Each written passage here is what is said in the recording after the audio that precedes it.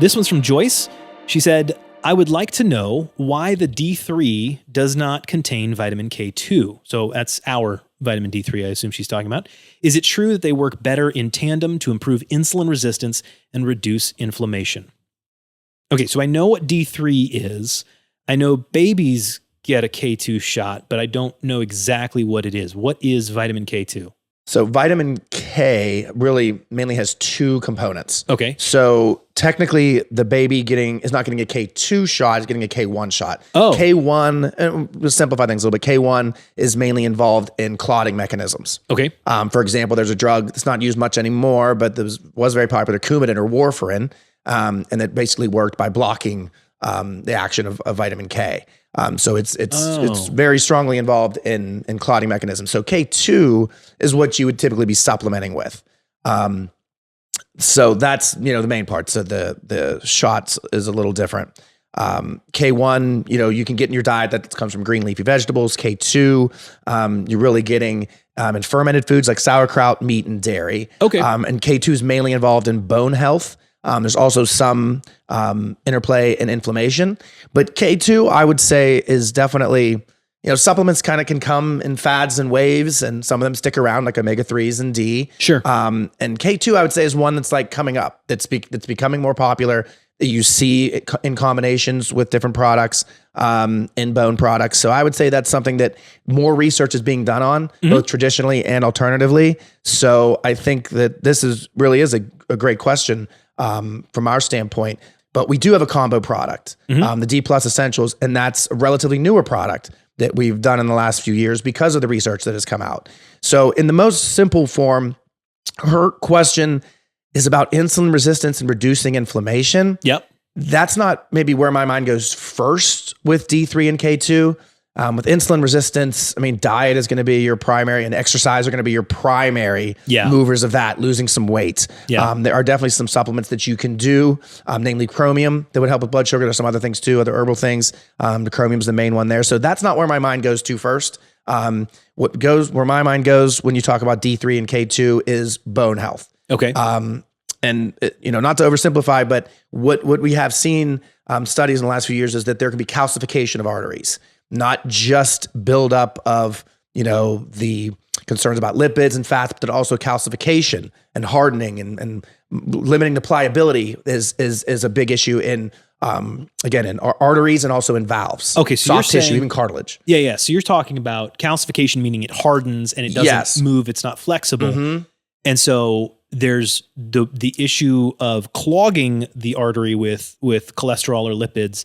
And there's also the issue of the hardening of the artery. Yes. And where K2 and D help with that? Yes. So here's, and again, in the simplest form, vitamin D helps you to absorb the calcium you're taking in from food. Okay. So, and supplements. So you're ingesting vitamin D, and you are you're ingesting calcium, and with the help of vitamin D, your level's adequate, you're supplementing with it, or you don't need to, whatever. You're absorbing a lot of that calcium and putting it into your blood. Yeah. Okay. So that's typically a good thing. It is the main mineral involved in bone building, although there are other ones. But so now you've got this high level of calcium.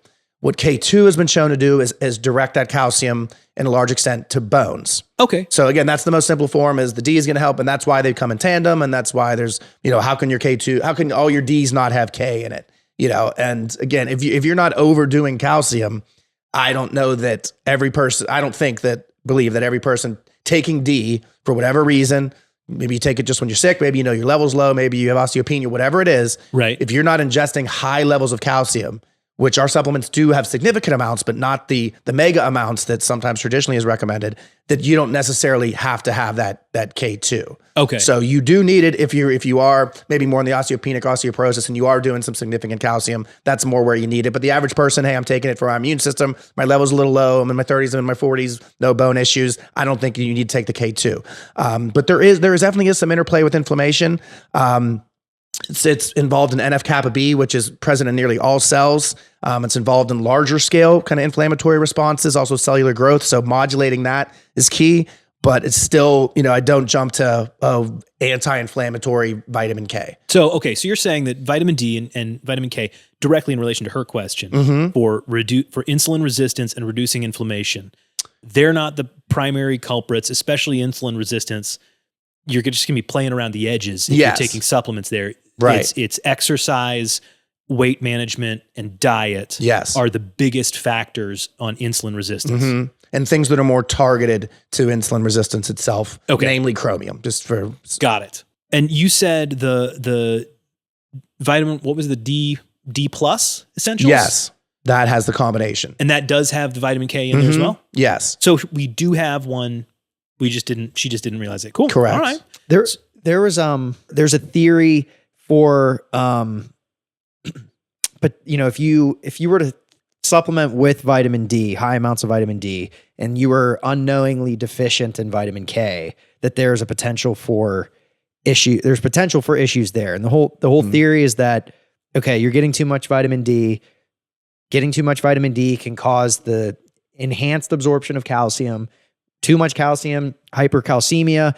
There's inherent issues with that at the level of the serum. And then if you're getting too little K, then there's the increased risk of calcification of the blood vessels. Mm-hmm. So the thought is, if there's not some harmonious balance between those two, so high in one, low in the other, could that be driving some of the, specifically the issues at the level of the blood vessel? Because the vitamin K helps direct the calcium to bones. Mm-hmm. Yeah. And if you're getting way too much and you don't have the K to direct it, it could be going to the wrong places. Yes. That's the theory. Yes. And also a lot of people... It is pretty complicated. Mm-hmm. There's no doubt. That's the simplest way to put it. Yeah. And especially you have to look at, who you're talking to or what their situation is.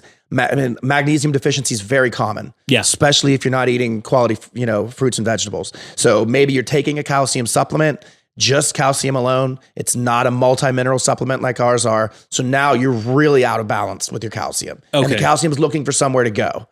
And especially if you're lacking K, the potential is, you'll pass some of it, but you also may deposit it in your arteries, valves, etc. And that's going to contribute to cardiovascular disease. Okay. So again, the direct question with the insulin resistance and inflammation is a little iffier, not saying there's not a link there. There are things I looked up. It's just not first and foremost what comes to mind with those two. I'd stick into the things we know more concretely. Fair enough. And it's good that people are pointing these things out because, this is how we keep on the cutting edge and make sure that our products are doing those things. Yeah. But we do have one available. Yes. And it's a new product for just that relatively, reason. yeah. That's cool. Very, very cool.